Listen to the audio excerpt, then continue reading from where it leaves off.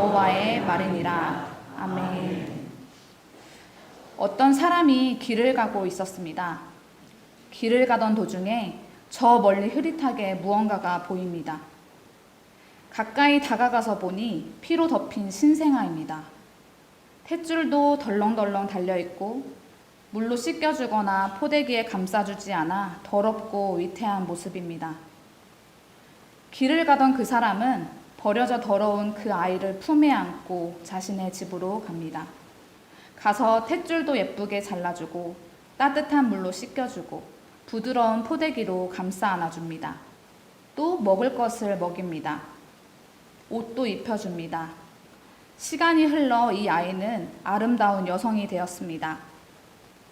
아이의 더러웠던 모든 것이 완전히 씻기고 그 위에 향기나는 기름을 부음받습니다. 비싸고 예쁜 옷도 입혀주고 멋진 가죽 신발도 씻깁니다. 화려한 장신구로 치장하고 고급스러운 음식을 먹습니다. 누가 봐도 완벽한 존재가 되었습니다. 그녀는 자신을 죽음에서 생명으로 건져준 이와 혼인합니다. 이런 동화와 같은 이야기가 우리의 이야기라면 어떨까요?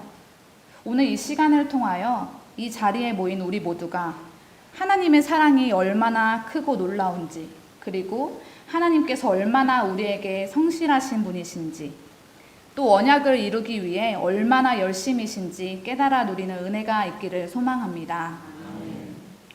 오늘 함께 읽은 에스겔서 16장 1절에서 14절의 내용은 버려진 신생아와 같은 이스라엘을 구하시고 단장시키신 후에 왕으로 삼으셨던 내용입니다.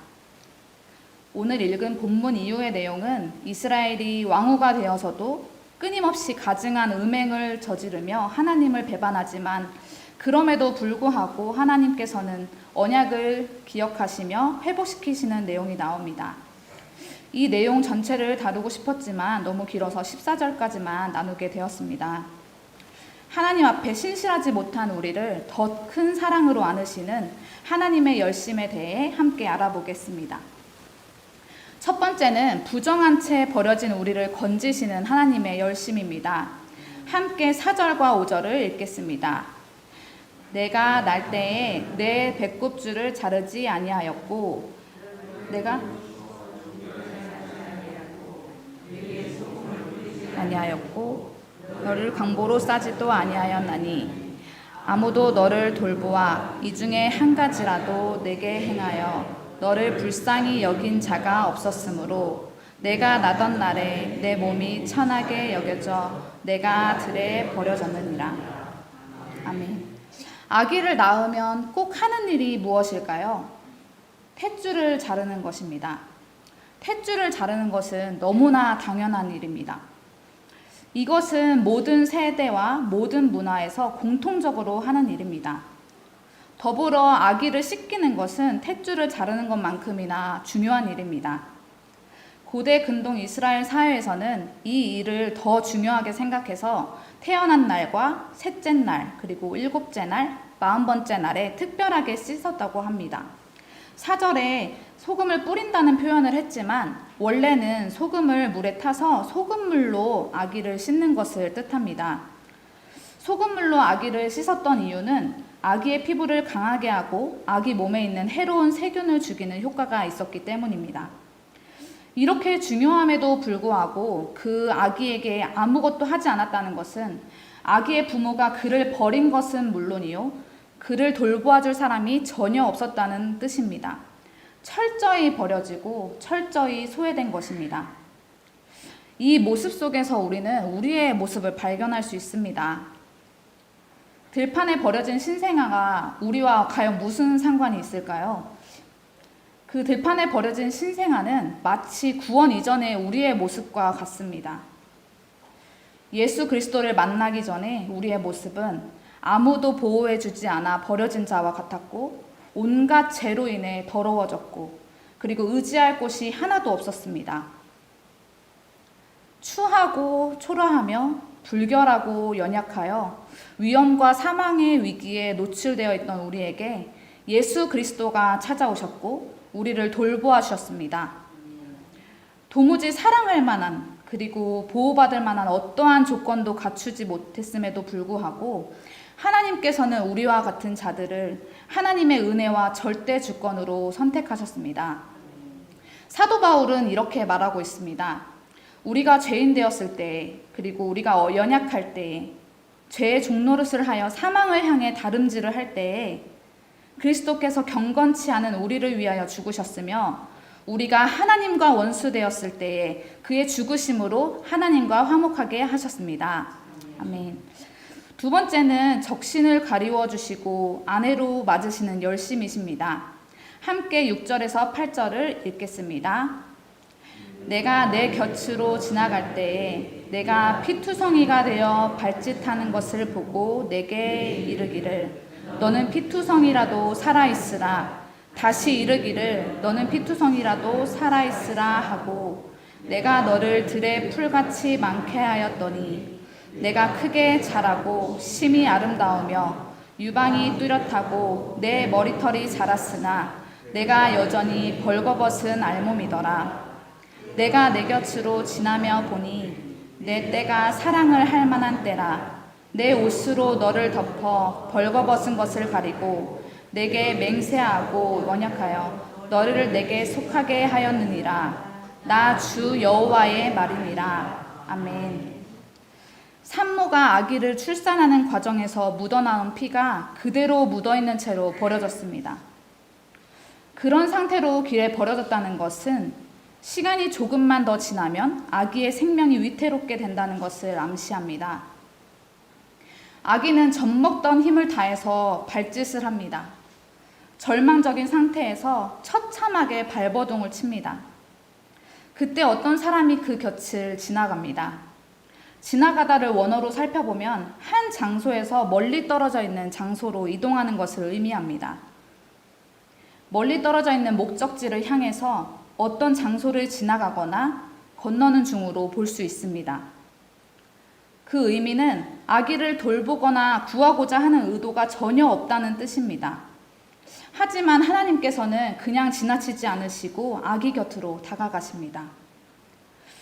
어느 누구도 돌보지 않고 들판에 피투성이가 된 채로 생명이 위독한 갓난아기 같은 우리를 하나님은 관심을 가지고 주목하셨습니다. 그리고 다가오셨습니다. 그리고 말씀하십니다. 너는 피투성이라도 살아있으라. 본문에 2번이나 이 표현이 반복되고 있는데 그 이유는 생명이 위태로운 상태에 있는 우리를 살리고자 하시는 하나님의 열심이 엿보이는 대목입니다. 단순히 살아있어야 돼 하는 정도의 의미가 아닙니다. 갓난아기를 입양하는 것과 같은 의미가 담겨있는 말인데요. 피투성이라도 살아있으라는 말이 그저 죽어가는 아이를 멀찌감치서 지켜보면서 제가 살기를 바랍니다. 제가 살았으면 좋겠다 하는 마음이 아니라 하나님께서 친히 나셔서 우리를 입양하시고 양육하시겠다는 의미가 담겨 있습니다. 입양하고 양육한다는 것이 어떤 것인가요? 피 한 방울도 섞이지 않은 전혀 나와 상관이 없는 그리고 연고가 없는 한 아이를 내 인생으로 끌어당겨서 그 아이의 모든 것을 책임지겠다는 것을 의미합니다. 그렇듯 하나님께서 죄와 사망의 권세 아래 영원한 사망을 향해서 달려가던 우리를 긍휼히 여기시고 예수 그리스도를 통해 양자 삼으심으로 우리로 하여금 하나님 아버지를 아버지라고 부를 수 있도록 하시는 은혜를 베푸셨습니다. 더 이어서 살펴보겠습니다. 그 어느 누구의 관심도 받지 못하고 있던 우리는 하나님의 관심과 사랑을 받고 하나님의 것이 되었습니다. 그리고 잘 성장하였습니다. 하지만 아직도 벌거벗은 알몸으로 있다고 말하고 있습니다. 알몸으로 있다는 것은 남에게 보여서는 안 될 치부를 보여주고 있다는 뜻인데 하나님의 눈에 아직도 영적으로나 도덕적으로나 윤리적으로나 성숙이 부족했다는 것을 의미합니다. 그럼에도 불구하고 하나님께서 그의 옷으로 우리의 모든 수치 그리고 죄와 허물, 상처와 아픔, 쓴뿌리를 덮어주시겠다고 하십니다. 옷은 하나님의 의입니다. 우리의 허물을 덮어 가리는 하나님의 의요. 그의 옷을 우리에게 덮어주사 우리의 남편이 되어주겠다고 말씀하십니다. 그리고 옷에는 더불어 보호라는 뜻도 담겨 있습니다. 단순히 덮어주는 것에 그치는 것이 아니라 더 나아가 남편으로서 필요한 모든 것을 우리에게 공급해 주시겠다는 뜻이기도 합니다. 이어서 하나님은 맹세하고 언약하십니다. 맹세는 어원상 7번 말하다라는 의미가 있는데요. 무언가를 강조하고자 할 때 우리는 여러 번 말합니다. 구약에 보면 사람들이 언약을 맺을 때 동물을 죽이고 그 사이로 가운데로 지나가는 의식을 합니다. 만약 언약을 어길 경우 그들이 방금 지나왔던 그 죽은 동물들처럼 될 것이라는 그런 무시무시한 의미가 내포되어 있습니다. 그 정도로 하나님께서는 주도적으로 이 약속을 체결하시고 이 언약을 통하여서 우리를 구속시키셨음을 나타냅니다. 마지막으로 영화를 누리는 왕으로서 명성을 얻게 하시는 하나님의 열심입니다. 함께 9절에서 14절을 읽겠습니다. 내가 물로 내 피를 씻어 없애고 내게 기름을 바르고 순 옷을 입히고 물돼지 가죽손을 신기고 가는 배로 두르고 모시로 덧입히고 폐물을 채우고 팔걸이를 손목에 끼우고 목걸이를 목에 걸고 코고리를 코에 달고 귀고리를 귀에 달고 화려한 왕관을 머리에 씌웠나니 이와 같이 내가 금 은으로 장식하고 가는 배와 모시와 수놓은 것을 입으며 또 고운 밀가루와 꿀과 기름을 먹음으로 극히 곱고 형통하여 왕위의 지위에 올랐느니라. 내 화려함으로 말미암아 내 명성이 이방인 중에 퍼졌음은 내가 내게 입힌 영화로 내 화려함이 온전함이라. 나 주 여호와의 말이니라. 아멘. 물로 피를 씻어 없앤다는 것은 순결을 의미합니다. 다른 신과 언약을 맺은 적이 한 번도 없는 순결한 백성으로 우리를 인정하여 주시고 우리와의 완전한 연합을 이룬 혼인관계로 정식적으로 들어갔음을 나타냅니다. 구속사적 측면에서 바라보면 여기서 말하는 피는 구원받은 자들의 죄라는 의미입니다. 피를 씻은 물은 예수 그리스도의 정결케 하는 속죄의 피를 의미합니다. 하나님은 죄인인 우리를 구원하시기로 작정하시고 선택하신 후에 하나님의 자녀로 입양하시기 전에 그리고 하나님의 신부로 삼으시기 전에 우리의 모든 죄를 예수 그리스도의 보혈로 정결하게 씻어주신 것입니다. 이어 성령의 기름을 부어주시고 인쳐주십니다. 그리고 죄인의 신분에서 하나님의 자녀의 신분으로 신분을 상승시켜 주십니다. 신을 신기우심을 통해 우리가 죄로부터 자유케 되었음을 나타내십니다. 모시로 덧입히시고 갖가지 장신구로 꾸며주심을 통해 하나님의 신부로서 귀하게 여김받음을 나타냅니다. 왕이나 존귀한 자들이 쓰는 면류관 같은 왕관을 씌워주심을 통해 그리스도인으로서 하나님의 영광과 지위와 권세를 누리게 하십니다. 비로소 왕후의 자리에 앉음으로써 하나님의 축복으로 부족할 것이 전혀 없는 상태에 이르렀습니다. 영원한 죽음을 향해 달려가던 죄인인 우리를 하나님께서 불쌍히 긍휼히 여기사 언약을 맺으시고 구원하심으로 그의 풍성한 사랑을 맛보아 누리게 하셨습니다. 말씀을 정리하겠습니다. 처음에 말씀드렸지만 오늘 본문 이후의 내용은 이렇게 하나님의 엄청난 은혜를 입은 이스라엘이 왕후가 되고 나서 얻은 아름다움으로 또 다른 이방신들을 찾아 음행을 저지릅니다. 이후에 심판을 받고 하나님은 또 이스라엘과 맺은 언약을 기억하심으로 회복을 약속하십니다. 그리고 다시 또 새로운 언약을 세우십니다. 마치 이스라엘이 우리의 모습과 같지 않나요?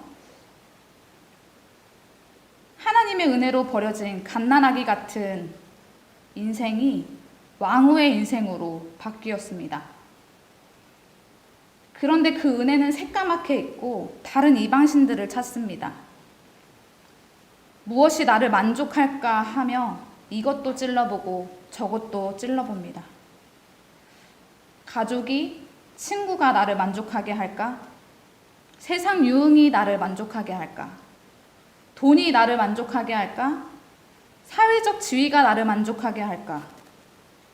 TV가, 핸드폰이, 아니 하나님보다 더 사랑하고 하나님보다 더 많이 생각하고 하나님보다 더 많은 시간을 할애하는 그 모든 것이 나를 만족하게 할까 합니다. 혹여 걱정이나 근심일지라도, 아픔이나 고난일지라도 그것을 하나님보다 더 생각한다면 그것도 우상과 다름이 없습니다. 열심은 어떤 일에 마음을 기울이는 것이라고 합니다. 하나님이 여기 모인 우리 한 사람 한 사람에 대해 마음을 기울이셨습니다. 마음을 기울인다는 게 무엇을 의미할까요? 사랑입니다. 사랑하기 때문에 마음을 기울이셨습니다. 하나님께서는 아들 예수 그리스도를 버리시기까지 우리를 너무나 사랑하십니다. 사랑하시기 때문에 열심을 내셨습니다. 우리를 만족하게 할 것은 예수 그리스도밖에 없습니다. 그러니 두 손 가득 쥐고 있던 우리의 우상과 우리의 머릿속을 가득 채우던 모든 우상을 예수님의 발 앞에 내려놓읍시다. 그리고 우리도 하나님을 향해 열심을 냅시다. 다시 한번 하나님을 가장 많이 생각하고 하나님께 가장 많은 시간을 내어드립시다. 우리 목사님께서 말씀하시는 것처럼 항상 말씀을 가까이 하고 기도로 나아갑시다. 그럴 때 우리의 많은 것이 변화되고 회복될 것입니다. 우리의 눈을 들어 일하시는 하나님의 손을 바라보기를 원합니다. 그리고 우리의 눈이 열려 하나님의 뜻과 계획을 바라보며 소망을 잃지 않기를 원합니다. 믿음의 주요 또 온전하게 하신 이신 예수를 바라보자. 그는 그 앞에 있는 기쁨을 위하여 십자가를 참으사 부끄러움을 개의치 아니하시더니 하나님 보좌 우편에 앉으셨느니라. 아멘. 함께 기도하심으로 나아가겠습니다. 사랑의 주님,